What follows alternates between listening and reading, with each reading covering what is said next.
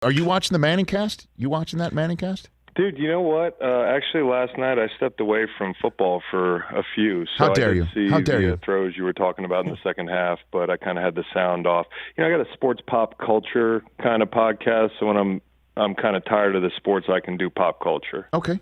So you have not seen the Manningcast just yet? No, you know, I actually was in their mock broadcast. Like, they hit me up, and I was very flattered that they wanted to use me for practice, which I think, like, maybe I should be flattered by, but, you know, maybe we'll see if they call me to come on the real thing. So you were like preseason is what you're saying? And now it's essentially like one of the last preseason games. You know, these shows, they're big productions, so they have to, like, practice, and they needed, you know, a practice squad guy, so to speak, to come on and do like the fourth quarter of some blowout.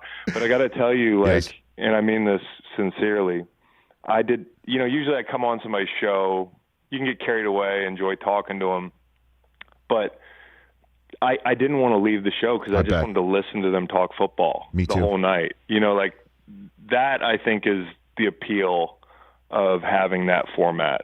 If two guys really know the game and can be conversational and casual, that's how I'd rather watch a game than the traditional, you know, color commentary, play-by-play, kind of triangle offense with somebody on the sideline. I like the Manningcast better.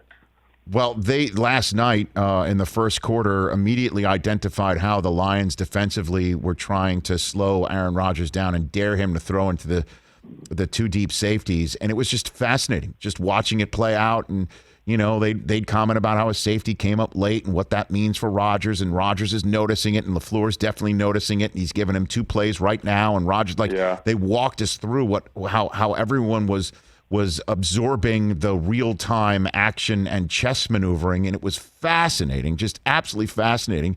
And then Peyton dropped at one point that he was concerned being in the visitors' locker room in New England, that there could be a hot mic in there.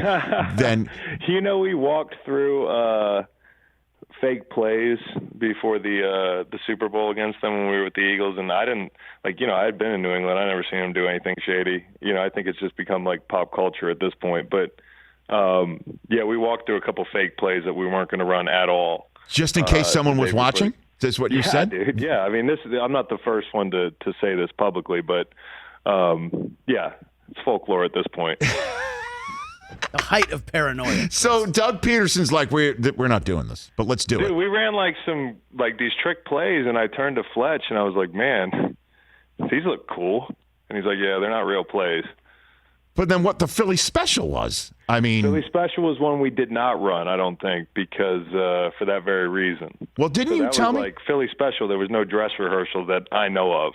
Well, the idea was, again, if I'm not mistaken, the Philly special was something that you had planned for the NFC Championship game, just didn't have an opportunity to use it. I have no idea. Listen, like, here's the problem. I say anything about the Eagles, and I end up on, like, NBC Sports Philadelphia, like, clickbait journalism, washing machine situation. So let's move away from the Eagles. I took us here.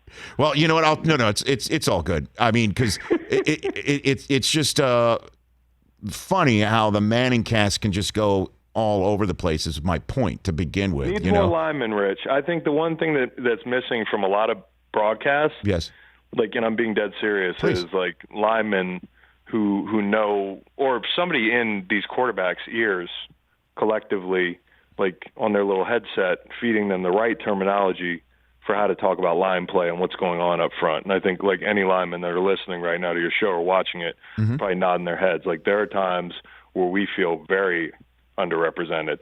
So what, like how? Like, walk me through that, Chris Long. Terminology, you know, guys won't know how to term a twist stunt or a game, or the difference between, you know, what to call an inside move, butchering kind of like shock and shed terminology, like the basics. Also not knowing, like, hey, when a rusher wins at 11 yards, maybe it wasn't a great rush. You know, maybe the quarterback drifted to 11 and it's his fault. Little nuances like that, they just kind of gloss right over them because the typical fan, I mean, is ball watching.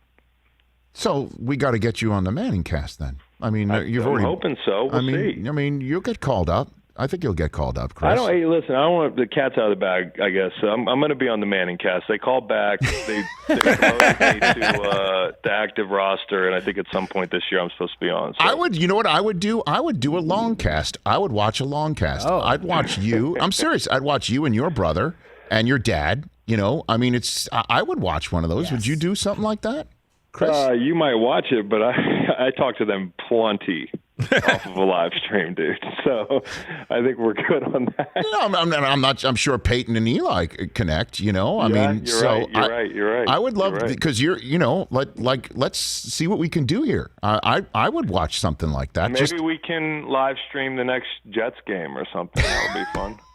You want me in on that? Because you better understand it's working blue. Right? My guys around here want me to work blue in the worst way. You know, and Stuart Scott and I, whenever he used to do a Sports Center, we would just work blue off camera and we'd say that this should be like a pay-per-view, like a Sports Center pay-per-view where we work blue.